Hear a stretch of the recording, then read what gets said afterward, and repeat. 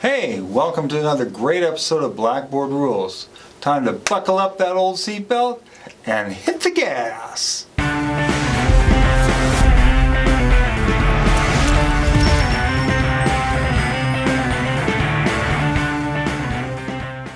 Hey, good to see you. Bruce here again for Blackboard Rules. Today we're going to be doing a product review and unboxing on this bad boy right here. This is the American DJ Entour Junior Phaser. And without further ado, let's jump right into it. Now, what is a phaser, you might ask?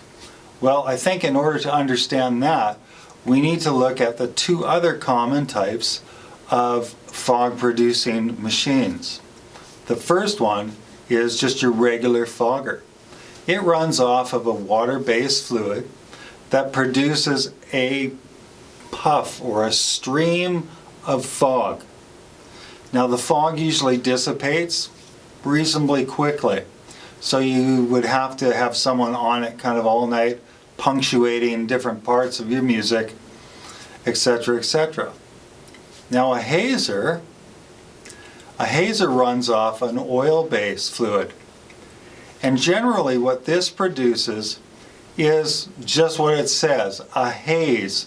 Almost like years ago in the bars and in some venues, people could smoke cigarettes. And it would produce this almost smog or haze in the air. And when you turned on the stage lights, you could see the beams coming through it. And it looked really kind of awesome.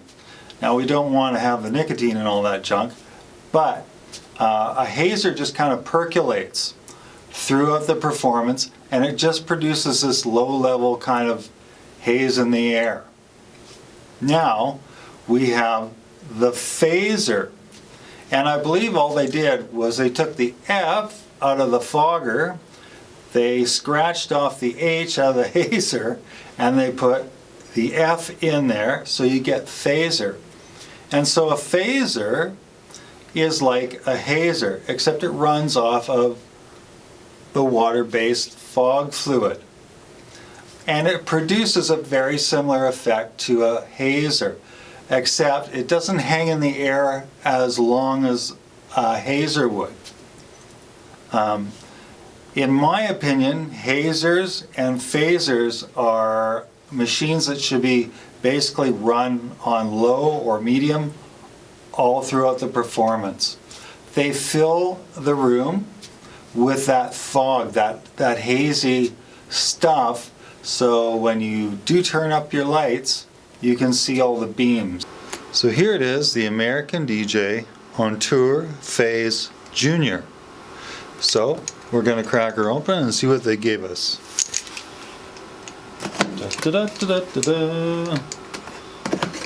Just slowly cutting her open here.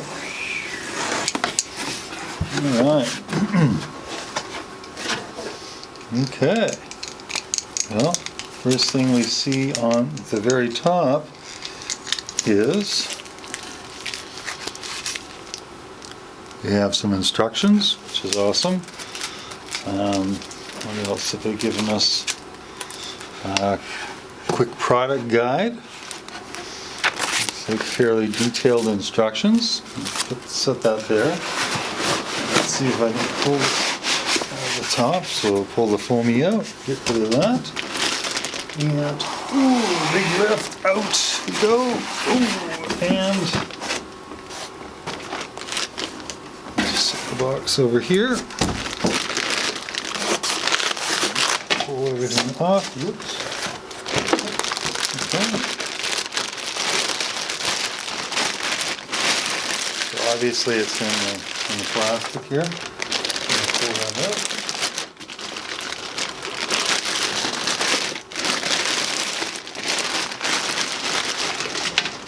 Awesome. Okay. There it is. Let's put it in the middle of the picture so you can see it. Hopefully you can see it there. And just going to grab something that fell. Oh, okay. So this is the remote. So this is the unit right here. It's very straightforward.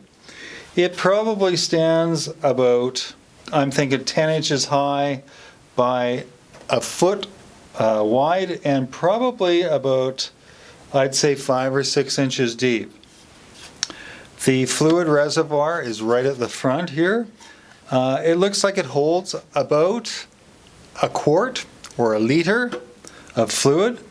And again, this is just regular fog fluid. In here we have the fan,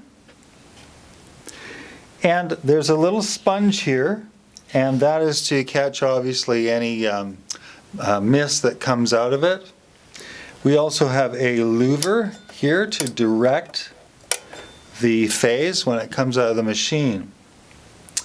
This machine is ready to go in 70 seconds. Very quick startup for this. And voila, the back of the machine. Again, grill for the fan, AC in. We have the on and off switch right here. We have a switch to put it into manual mode. So this would be the mode that you would use without the remote. You can just turn it on and it would just pump out the phase. And then here, this is the input for the remote. Now, the remote, which I was very surprised at, but very happily surprised at, is actually about 30 feet long, which is a godsend, because oftentimes with some of the foggers and hazers, honestly, the length of the remotes, the wired remotes, is way too short. It's like 3 feet or 6 feet or maybe 8 feet tops. This is 30 feet, so you can put this in a corner of the stage and actually really get away from it. The remote, I'll show you the up close of this. So obviously it has a light to tell you if the power's on and when it's ready. And it also has, like, it says volume, but it's just a potentiometer, so you can adjust the amount of output that the phaser is outputting. Right? So very, very easy to operate. One thing I do want to make clear with this machine is that, as you can see on the back, there is no DMX port on this machine. Okay? The Entour Faze Junior does not come with a DMX protocol for it. There's no DMX, so it's basically you turn it on, you adjust the phase coming out of it, and you let her go. Some of the step-up models from American DJ, are DMX capable, and so you could control them from a lighting board or your computer, whatever you're running your lights and your smoke off of. And of course, it also comes with this handy-dandy bracket, so you can actually mount this from a truss if you want. The unit's probably, I would say the unit's probably 10-15 pounds, and or you could probably put this down and actually lean the unit back if you wanted to.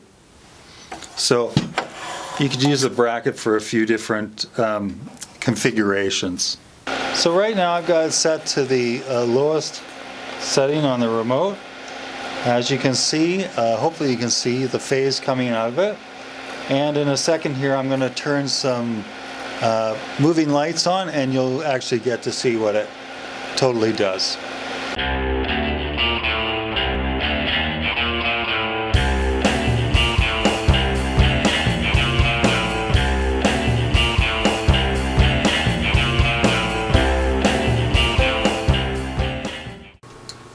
The American DJ Entour Faze Junior.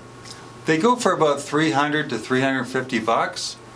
They don't have DMX, like I said before, but you know what? You put it in the corner on the floor, you turn it on low, it'll make your show look really, really nice. If you have any more questions about this product, you can check it out at adj.com. That stands for American DJ. Hey, thanks for joining me here on the video. If you got something out of it, please give us a big thumbs up down below, as well as hit that subscribe button so you get notified every time we put out a new video. If you have a comment or if there's a product or topic that you'd like to see us talk about, please let us know as well, and I'll try and get to it as soon as I can. Once again, I'm Bruce for Blackboard Rules, and we'll see you in the next video. Hit that outro!